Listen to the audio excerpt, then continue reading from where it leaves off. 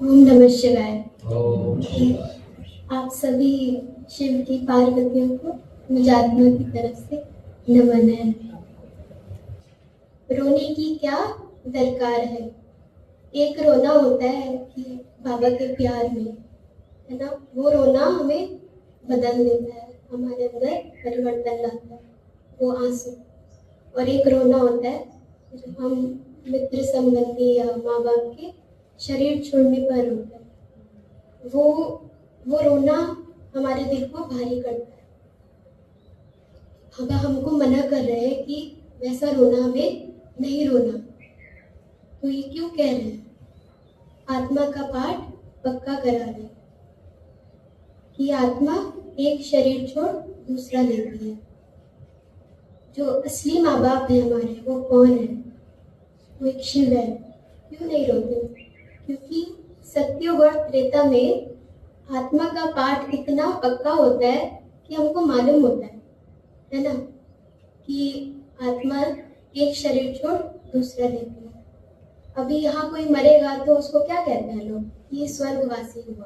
पर बाबा क्या कहते हैं कि स्वर्ग तो यहाँ है ही नहीं, पूर्ण जन्म लेगा और फिर से इधर ही पैदा होगा। तो स्वर्गवासी कैसे हुआ?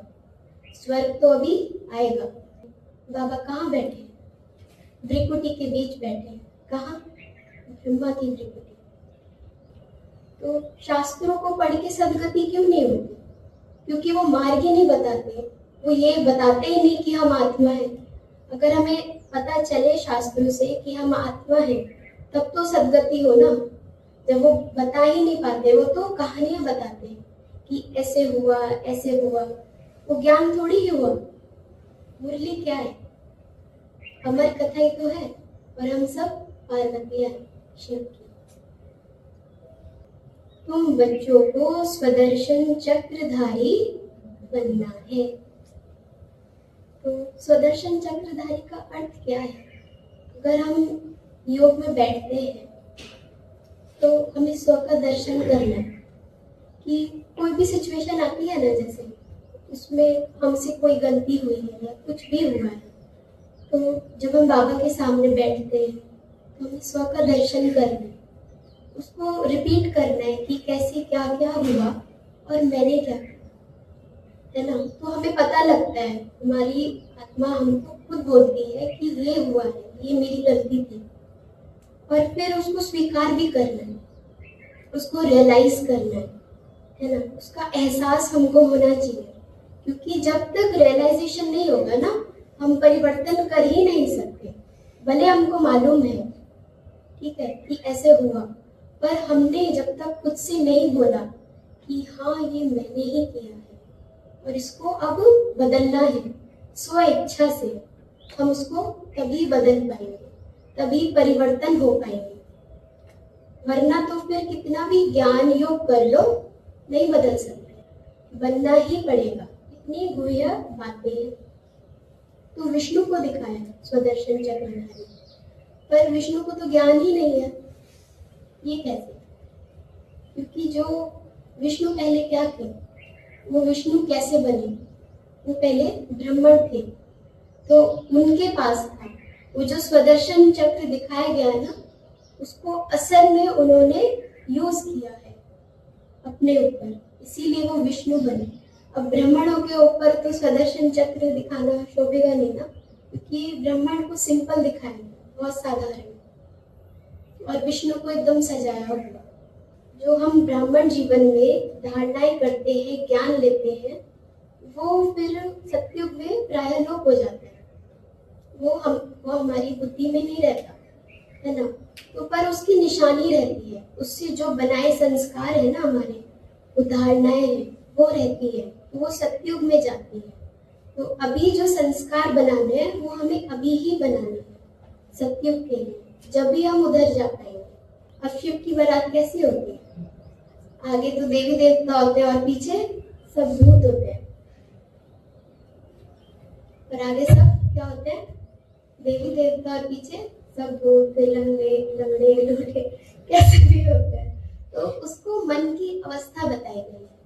देवी देवता एकदम सजे, कैसे? सुंदर संस्कार वाले, आत्मा की स्टेज है, और जो भूत पिशाच है वो पीछे जो है वो कैसे हैं, उनकी अवस्था ठीक नहीं है, वो गलत संस्कार वाले हैं। पर वो है भी शिव की बारात में, मतलब सब बाबा के बच्चे हैं। आत्मा ही कर्म करती है ऑर्गन्स द्वारा। तो आत्मा क्या है असल में? आत्मा असल में ऊर्जा है। वो ऊर्जा है जो हमारे शरीर में वो शक्ति देती है कि हम कर्म कर पाए। तो बाबा ना हमको बार बार याद दिलाते हैं कि आप ऊर्जा हो। और साइंस में भी बोला गया है कि जो एनर्जी है वो नीदर बी क्रिएटेड और नॉर बी डिस्ट्रॉयड। मतलब क्या है इसका? कि जो ऊर्जा है ना, आप ना ही उसको बना सकते हो और ना ही उसको खत्म कर सकते हो, बस आप उसको ट्रांसफॉर्म कर सकते हो, अर्थात बदल सकते हो। तो इधर हम तमो प्रधान हैं। मतलब क्या कि अभी जो हमारी ऊर्जा है ना, अभी हम ऊर्जा जो है वो अभी कैसी है? नेगेटिव है, अभी लो है।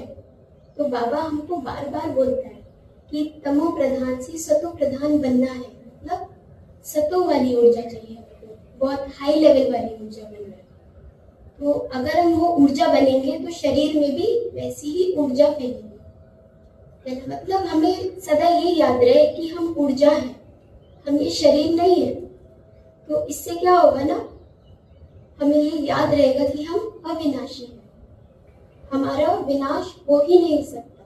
इस शरीर में आत्मा अविनाशी है। इस शरीर में आत्मा मतलब जो हम ऊर्जा है वो अविनाशी है, हमारा विनाश नहीं हो सकता, बस हम बदल जाते हैं। हम सतो से तमो, फिर तमो से सतो बनते हैं। मन मना भव क्या? मतलब हमें अपने संकल्पों से, संकल्प क्या है? मतलब जो हम ऊर्जा है, तो संकल्प क्या काम करता है उस ऊर्जा के लिए? वो उस ऊर्जा को बदलने का काम करता है। कुछ तो चाहिए ना ऊर्जा को ट्रांसफॉर्म करने का, बदलने का। वो क्या काम? वो संकल्प काम करते हैं हमारे। तो बाबा बार बार कहते हैं कि मन मना भव, मतलब अपने संकल्पों से मेरे को याद कर, क्योंकि संकल्प ही एकमात्र आधार है हमें बदलने के लिए।